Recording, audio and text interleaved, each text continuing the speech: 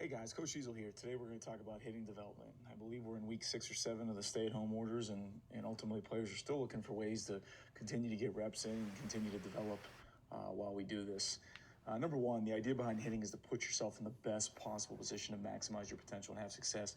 As a hitter, you need to understand that there is no guarantee in what you do. I think ultimately we're trying to get a little bit better every day so that it compounds over time. Important factors here are feel and feedback. The more you do, the excessive number of swings and reps you get in with a good, solid, concrete plan is going to help you develop as a hitter. 2, your objective is to have intent and a target with the idea you are building a reaction every time you take a swing. I just kind of touched on this. There's times in hitters' journeys where, if they're not on a plan and swings are actually taking them backwards, this is very hard to combat down the road and start to get hitters on a right path. So, again, make sure each swing you take has a purpose. Number 3, we cannot always control the outcome, but we can control what we focus on, what meaning we give it, and what decisions we make. This is huge in hitting. We do not control our average. It's so easy to get caught up in this. We also do not control if we get a hit. You can hit the ball hard 7 out of 10 times, and 5 of those times, 6 of those times might go right at somebody, but you had quality at bats, and that's important to know. So just make sure you understand the factors that we do control as a hitter, because it's easy to get caught up in the emotional side of the game, in the results. And number 4, hitters must have a grit with a grinder mentality. Excellence in hitting is a direction, not a destination. You will always be working towards your vision as a hitter. I think this just goes to show you how tough it really is, and that the journey never ends. You don't just wake up one day and find out that you're there for hitting. It's not like that. Every pro is trying to continually get better and trying to get more feel in their swing, and ultimately that's what every hitter needs to understand as we move forward.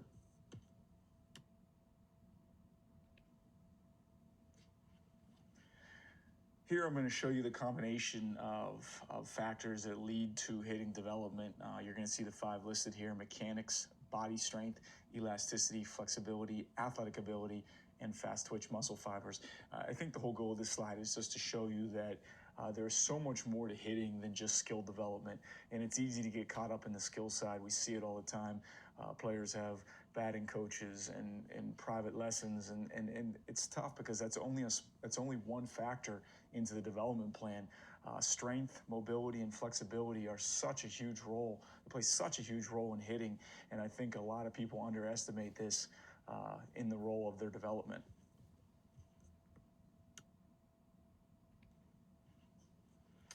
I'm going to talk about hitting routines a little bit now.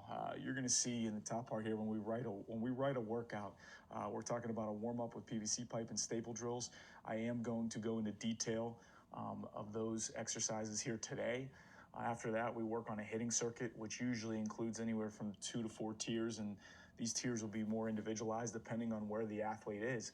I think a lot of people misunderstand that part too. There's a lot of foundational work that goes into hitting before you can individualize things, but it's having the right mix and assessing where you're at and be able to build this plan out.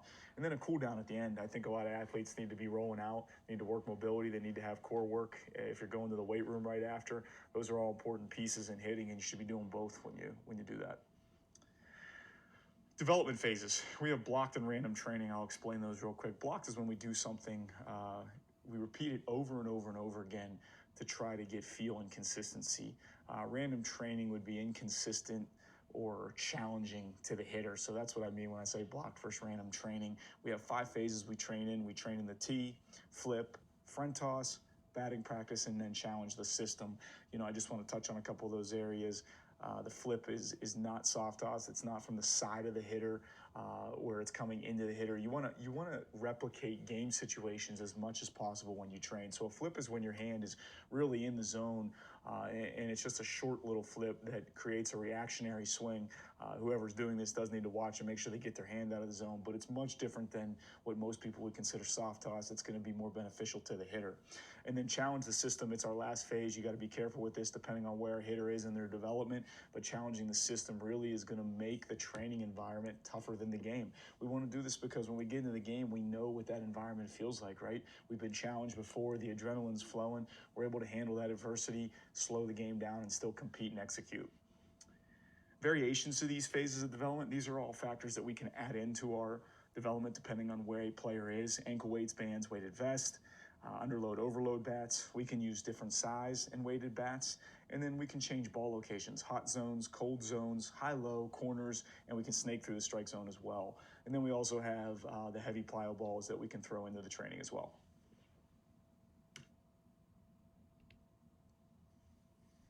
The first drill here you're going to see is a PVC pipe drill, and it's going to be a separation drill, and we're going to do this in a slow manner.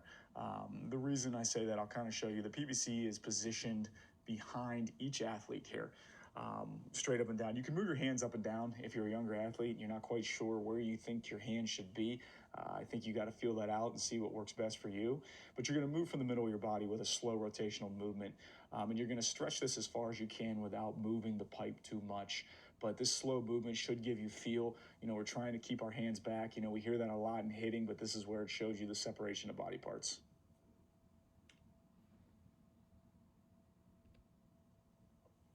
Next drill is a very similar drill to the one before, but we're going to fire at fast twitch.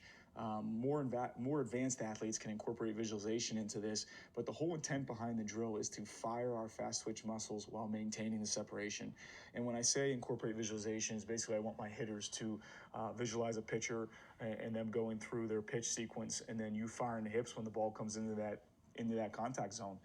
That's what we're looking to do here.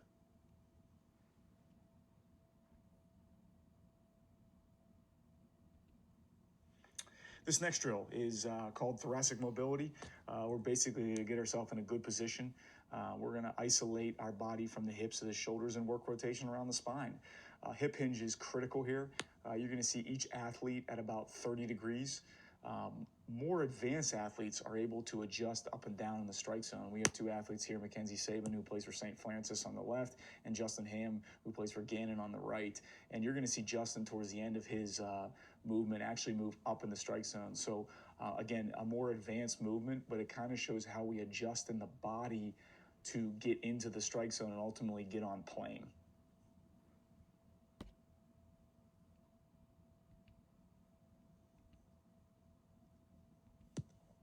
The next drill we have is our separation from our hitting position, and this is where we're going to work separation in the actual swing. Now, we're not going to use a bat. A lot of times when you use a bat, hitters will take their hands and they'll push that bat back, which can sometimes cause us to get away from our body and almost disconnect during the swing. So you want our athletes to feel this with a PVC pipe first.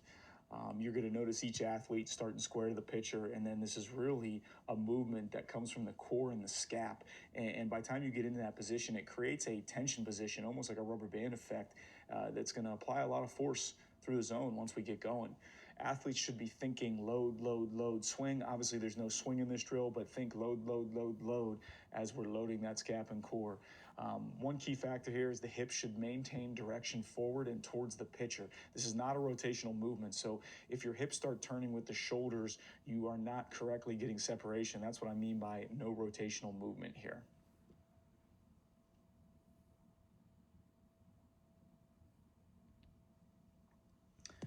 The next drill is just a progression from the last one. We're going to create separation again, but from a hover position. So we're basically taking steps to get to our full timing step here. You're going to see athletes hover on the back foot, and as they hover on the back leg, they're going to move forward and create separation while we move forward. A lot of athletes tend to get separation prior to that movement forward. This happens a lot in high school, but we're trying to create it as we move forward. You're seeing that movement forward, then the separation happens, and you're syncing it up while you land your front foot. That front foot lands, and that separation is at its maximum point once it lands. Hitters, again, should be thinking load, load, load, swing. We're not swinging here, but we're getting that load, load, load in our mind. And we're going to move slow to fast twitch as a hitter. This is a great thought process, slow to fast twitch. And every time we land, we want to be in a launch or strong athletic hitting position.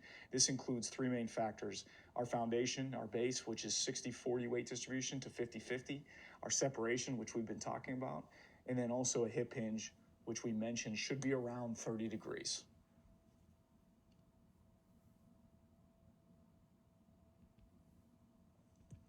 The last but not least progression in this is the separation with our timing step. This is when we put the whole drill together. we must move something back to go forward. So you're going to see each athlete collect their energy back before they decide to go forward, and then they get they finish that separation off as they're moving forward. And again, if you're an advanced athlete, I really want you to incorporate visualization in with this timing mechanism. Very important. And when you get to that launch, strong athletic position, I want you to pause and really feel it. When the game's moving at a fast speed, we're going to struggle to feel that. So in our training, we want to incorporate it as much as possible so that we have the feel for this movement in that position.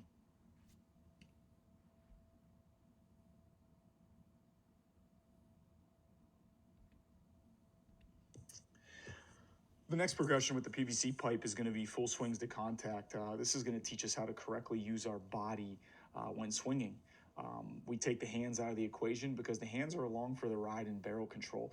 So we're going to use the PVC pipe to show how we can actually use good rotation in our swing. And one thing you need to know about rotation is it involves and occurs around the front hip, a very important piece. A lot of people think it's from the back foot, from the back side. The back foot ultimately moves as a result of rotation, but good rotation is going to involve and occur around that front hip. I'm going to repeat that again because it's very important. It involves and occurs around the front hip. And as an athlete, you want to replace your shoulders when we swing. High-level hitters will finish with their back shoulder replacing the front, and this is ultimately going to help assist cleanup of our swing path. We can vary this drill as well by changing contact points. We can use hot and cold zones. We can snake through the strike zone with a different contact point every time, but that's a couple different ways we can vary this drill up.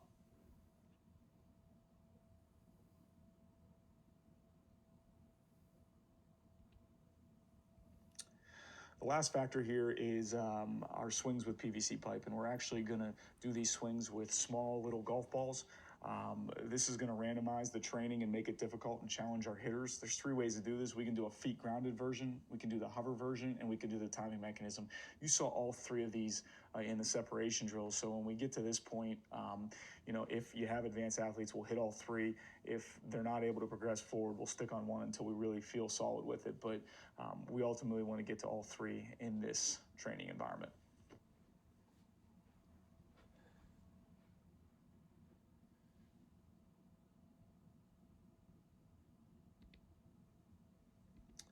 Onto the staple drills off the tee. And again, staple drills can be done off the tee. They can be done on flips. When we get to front toss, I tend not to do them as much anymore unless a hitter is really looking to work on a certain aspect. But the first drill is called the bow and arrow. Our feet are going to stay grounded. It's very important that we have a strong foundation and no stride. Feet grounded does not mean our feet can't move as a result of rotational movement. They will move, but as a result of the swing. Our focus here is going to be our core and scap, which pulls the arrow back into a strong position. And our intent is going to be explosive and on plane. Every time we swing, we're thinking explosive and we're going to get on plane with that ball. We want to hit hard line drives to the back of the cage. Very important here. Don't worry about contact. Again, focus on the intent. And if you want to vary this drill up, we can do different zones. We can use plyo balls and we can use underload, overload bats. If you're at home during this time, we don't have underload, overload bats. Find some old bats you may have used in the past. Find a piece of wood, tape some weights to your bat. Figure out ways to vary it up.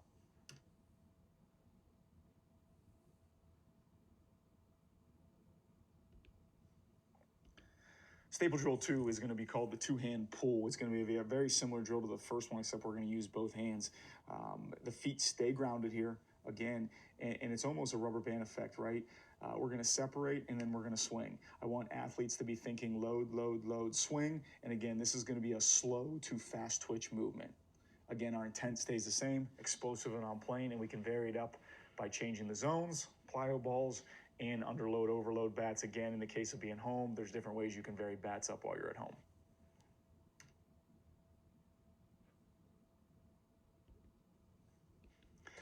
Staple drill 3 is called the hover bow and arrow. Very solid drill here. We're going to hover on our back leg, and we're going to separate during that forward movement to our launch position. You really want our hitters to sync that up. When we land, we finish our separation, and you want that syncing to happen together so that we can fire our swing immediately. A tough feel, but again, this is a great drill to do that. We are going to stop in that launch position so athletes can feel that syncing and that position. We'll put it together in the next drill, but our intent, again, remains explosive and on plane. You're noticing that I'm constantly thinking on something we can control, right? We can't control if we hit the ball hard every single time. Ultimately, we want to get there off the tee, but we're focusing on things we can do. We can be explosive and we can be on plane every single time. We can vary it up again by changing the zones, the plyo balls, and the underload overload bats.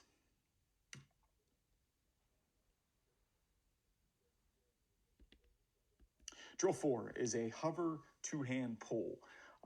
This is just a progression from the last drill. We're going to hover on our back leg, but we're going to start with both hands out in front of the body here. Very important because we're going to move and swing with no stopping at the launch position.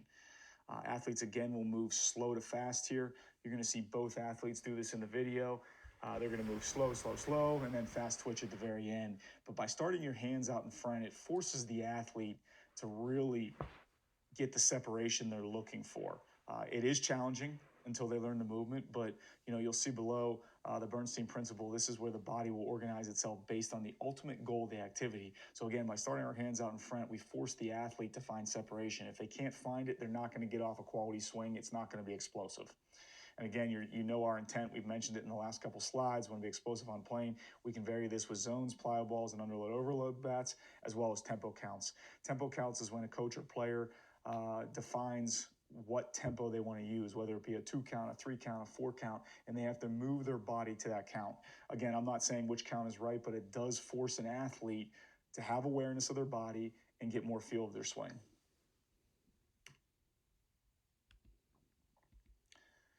Drill 5 is our knob the knee drill, and this really forces separation for the athlete because when our knob and knee touch, that separation is minimized. And then as you go to move forward again, each athlete has to maximize and find that strong athletic hitting position. And they must control the rhythm and tempo while we do this. So very good drill. There's 2 variations to this. You can do a 1-touch and a 3-touch. You're going to notice our 2 athletes here. Jared on the right, who goes to John Carroll University, is going to do a 3-touch, and then Mackenzie on the right is doing a 1-touch. Again, doesn't really matter. You can switch it up daily. The 3-touch is going to get you a little more feel. If you feel more advanced in it, you can stick with the 1-touch. We can mix up zones. We can mix up plyo balls and the underload overload bats, and the same thing here. We can adjust our tempo counts in these swings to make it more challenging on the athletes.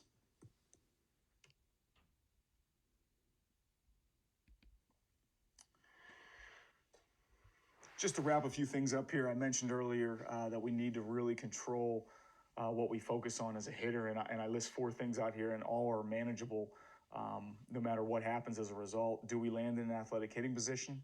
Are we on time? Do we visually connect with the ball? And do we have intent every swing, execute an approach, and learn useful information? All 4 of these can be tracked and measured. Ultimately, if we're connecting on all 4 every single time, we're going to put ourselves in a solid position to have success in the game, and that's what we want to do. To close out here, I'm going to leave you guys with a hitting tip. Look for what you are going to get, not what you want. Very important piece in the approach. I'm actually working on another presentation that we'll release here shortly on approach and the mental side of hitting. I want to thank you guys for joining today, and we'll talk soon.